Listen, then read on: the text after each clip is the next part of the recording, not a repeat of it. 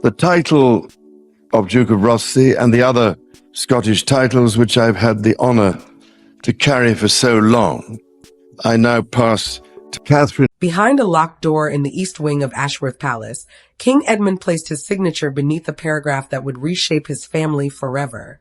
The private document did not merely praise his daughter-in-law's growing importance. It formally named Princess Adelaide as the woman who would one day stand at the center of the crown's future, and it quietly stripped Queen Consort Rosalind of any lasting role in that future once his reign ended. When the king finally lifted his pen, no one in the room felt like celebrating. Everyone understood that one future had just been secured by closing the door on another. The king kept his hand near the pen as silence filled the study. His private secretary stood by the window, saying nothing. The constitutional advisor waited with a folder pressed against his chest.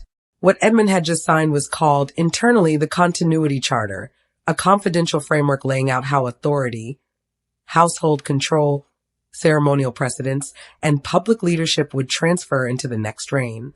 It was not an abdication. Edmund remained king, and his son Prince Julian was not being handed immediate power. But the charter's effect was enormous. It confirmed Adelaide as the future queen consort at Julian's side, and it removed Rosalind from long-term councils, ceremonial planning, and any formal voice in the household that would one day belong to her stepson. The king read Rosalind's name a second time and pressed his thumb to the page, as though testing whether the ink was real. "Is there truly no other way?" he asked, though he already knew there wasn't. The advisor reminded him gently that further delay would leave two competing centers of influence inside a monarchy that could not survive being pulled in different directions. Julian needed certainty. Adelaide needed room to grow into a role she had spent years quietly preparing for. And Rosalind, however loyal, however patient, would lose a position she believed her devotion had earned. Edmund's jaw tightened. He knew the decision protected his son and his son's wife, while wounding the woman who had stood beside him through years of public skepticism and slow, hard-won acceptance. A sealed annex, attached to the main document, made the charter even more consequential. It granted Adelaide authority over long-term strategy, charitable patronage, youth outreach, and ceremonial modernization. She would help shape how the next reign spoke to the public and connected with a changing country. A second clause quietly barred Rosalind's closest advisors from retaining any institutional influence after Edmund's reign ended, dismantling a network many had assumed would simply continue. Minutes later, a palace courier carried two sealed envelopes down separate corridors. One reached Julian and Adelaide at their private residence, carrying both honor and an almost unbearable weight of duty. The other reached Rosalind at her private apartments, carrying proof that the future she had quietly counted on had just been closed by the one man she trusted above all others. Neither woman yet understood what the charter meant. But within hours, it would force the entire household to confront loyalties, old wounds, and competing visions that had always lived just beneath the surface of their carefully composed public lives. For Adelaide, the envelope represented a future she had spent years training for but never dared to claim out loud. For Rosalind, it represented something far crueler, the sense that history was quietly moving on without her, while she still stood inside the same palace walls. Adelaide opened her envelope beside Julian in the quiet of their sitting room. The first page left her still. Her influence within the family had grown slowly, built on discipline, restraint, and years of careful public trust. She had never approached the idea of becoming queen consort as a prize to chase. She had always understood it as a duty that would ask for sacrifice from her marriage, her privacy, and every quiet part of her life that remained her own. That was exactly why the words naming her the monarchy's future central figure brought her no joy at all. Julian watched her read the same sentence twice before setting the pages down. She stepped away from him and said, quietly, "Someone is about to be badly hurt." He followed her, choosing his words with care. He told her the charter wasn't a reward for her. It was protection for the institution, for their children, and for a reign that could not begin while carrying two competing centers of loyalty. She turned back to him, visibly shaken, and told him that protection could still feel like cruelty when it was built on someone else's loss. He understood exactly what she meant, because her rise had arrived hand in hand with another woman's fall. Then he admitted something he'd kept from her. His father had quietly consulted him weeks earlier, in a conversation neither of them had mentioned since. Julian hadn't written the charter, but he had told his father plainly that the next reign could not function beneath two competing female voices of authority. Adelaide stared at him, realizing the decision had been taking shape long before the envelope ever reached their door. He insisted he had argued for clarity, not humiliation. But in that moment, the difference between the two felt painfully thin. Rosalind received her copy alone, in her private study. After years of public scrutiny, quiet resentment from parts of the press, and a long, hard climb toward acceptance, she had believed her place beside Edmund was finally secure. The charter threatened far more than her influence. It threatened the meaning she had attached to every difficult year she had endured to get there. When she reached the clause removing her from future planning, she pushed her chair back so sharply it struck the wall behind her. Her assistant rushed in, but Rosalind folded the pages and told him to leave without a word of explanation. Once alone again, she opened the document a second time. Beside the sealed annex, she found a short handwritten note in the king's own hand, after the Harrogate dinner. Her expression changed instantly. She knew exactly what those words referred to, a private, tense moment the household had quietly buried months earlier. She realized then that the charter hadn't come from nowhere. It had grown out of a night everyone had agreed never to speak of again. That night at Harrogate had been meant to showcase family unity during a formal dinner for visiting dignitaries. Instead, behind closed doors, a disagreement over Adelaide's growing responsibilities turned into something far more dangerous, a direct challenge to Julian's future authority and to Edmund's plans for succession. One sentence, spoken when no staff were in the room, changed the entire atmosphere. Those who later heard about it would describe it as the moment Edmund realized personal affection could no longer be allowed to override the needs of the crown. Tension had been building for months before that dinner. Rosalind expected her household, her closest advisors, and her ceremonial preferences to remain influential long after Julian eventually took the throne. Julian wanted something entirely different, a smaller, more focused monarchy, with clear lines of authority and fewer competing voices pulling at the family from different directions. That difference mattered because uncertainty could split staff loyalties and quietly erode public confidence before Julian had even begun his reign. Adelaide, meanwhile, had started attending high-level meetings on public trust, youth engagement, and modernizing royal communication. Her growing role wasn't ceremonial decoration. Edmund had come to rely on her ability to connect with a younger, more skeptical public and steady the institution during difficult moments. Rosalind saw that same access very differently. She feared the household was quietly building a second court around Julian and Adelaide, one that could eventually overshadow her while she was still, technically, at the center of the family. Everything came to a head during the Harrogate planning meeting for an international reception.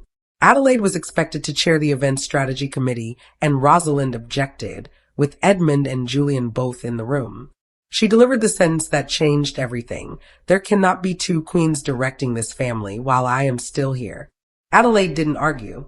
She simply closed her folder, looked at the king, and asked whether her presence had become a problem. Edmund hesitated. The pause lasted only a few seconds, but it landed harder than any answer could have. Adelaide stayed composed, but the hurt in her expression was unmistakable. The role she had accepted purely out of duty was suddenly being treated as if it were an act of ambition. Julian pushed back his chair and told Rosalind plainly that Adelaide's future role wasn't hers to limit. Edmund raised a hand and called for calm, but Julian refused to sit down until his wife's position had been acknowledged. Rosalind insisted she wanted no conflict, but Julian said the problem had already moved well beyond hurt feelings. After Adelaide left the room, Rosalind privately urged Edmund to slow down the transfer of responsibilities to Julian's household. She warned that Julian was moving too fast, and that Adelaide's rising popularity risked overshadowing the monarch before his reign had even reached its natural conclusion. Edmund said little in the moment, but that evening he requested the confidential succession files and wrote a single line across the Harrogate record. Continuity requires clarity. Within 48 hours, his advisors had begun drafting the charter that would eventually remove Rosalind from the family's long-term structure. When Rosalind realized that one furious sentence at a dinner had become the foundation for her own removal, she refused to let the decision stand without confronting Edmund directly. She didn't call advisors or summon her family. She carried the folded charter straight to his study and closed the door behind her. No staff remained to soften the conversation. For the first time since the document had been signed, husband and wife stood alone with the truth between them. Rosalind placed the pages on his desk and asked the question she had been afraid to voice. Had he protected the crown, or simply chosen Adelaide over her? Edmund had dismissed his staff hours earlier and had been sitting alone with state papers when she arrived. The signed charter lay open between them, its broken seal proof that the decision could no longer be hidden behind procedure. He reminded her, gently but firmly, that a consort's position, however central during a reign, carried no automatic guarantee of authority once that reign ended. She understood the distinction perfectly well. The document didn't remove her as his wife, but it made clear that her formal influence would end the moment his reign did, and that she would have no guaranteed voice in whatever household Julian eventually built. Rosalind pushed the pages away and accused him of letting Julian and Adelaide decide how history would remember her. She asked whether decades at his side could really be undone by one heated moment at a single dinner. Edmund rose slowly, keeping his voice level. He told her the choice had been his alone. No advisor had forced his hand, and no rule had dictated the outcome. The crown, he said, could not move into the next reign carrying rival courts and an unresolved struggle over Adelaide's authority. Rosalind studied him differently in that moment. She had braced herself to hear him blame officials or legal advice or pressure from Julian. Instead, he accepted the full weight of the decision himself. That honesty hit harder than any excuse could have.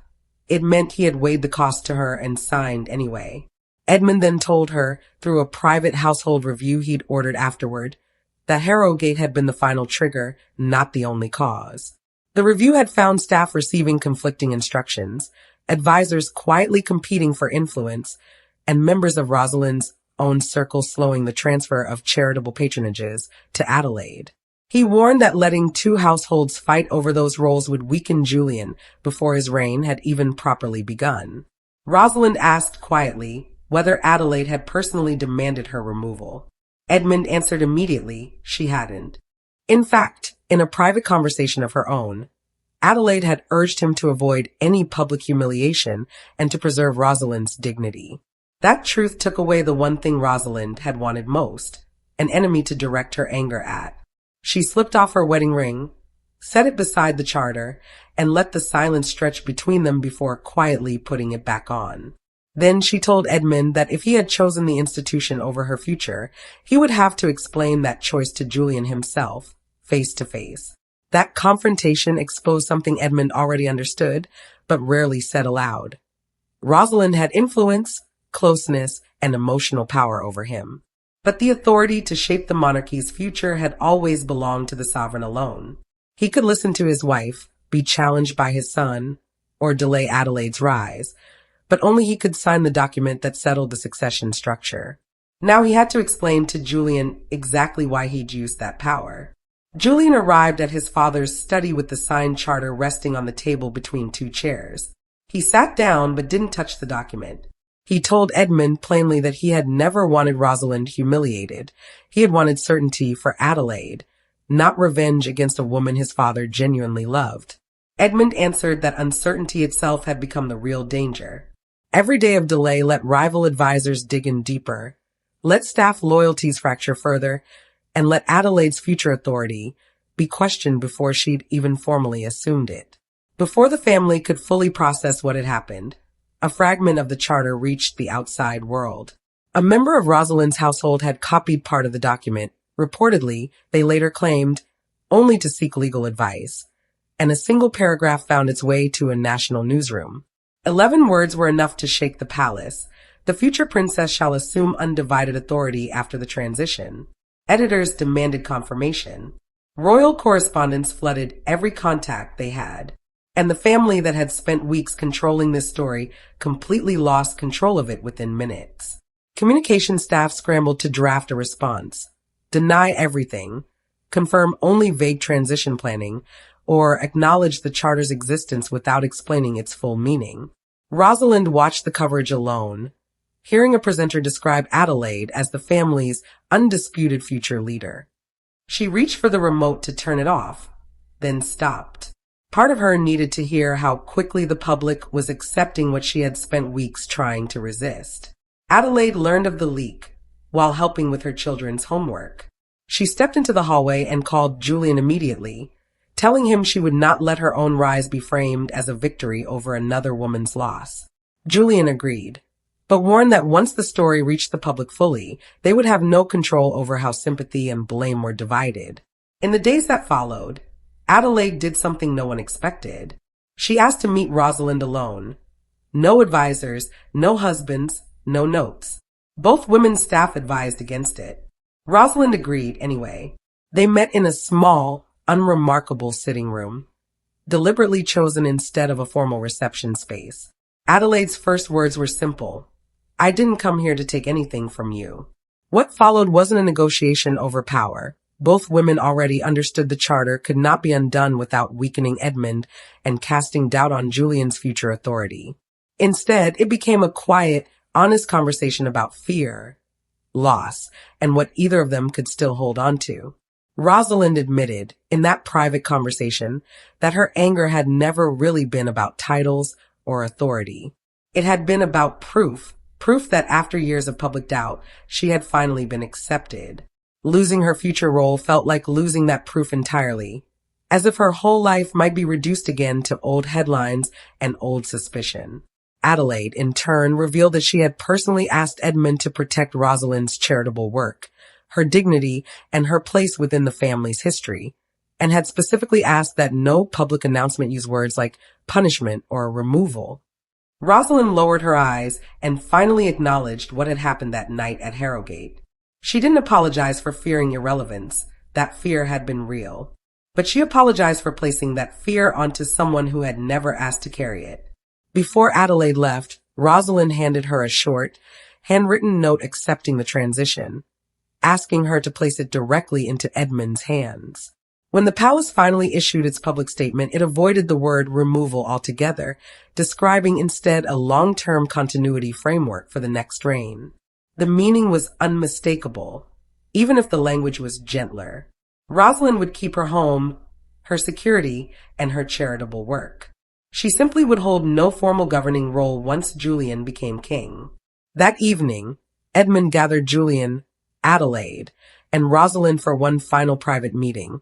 No staff, no cameras, nothing left unsigned. He told them plainly that the charter had never been about deciding which woman mattered more. It had been about deciding where one chapter of the family's history ended and another had to begin. Rosalind would keep her dignity and her place within his own reign.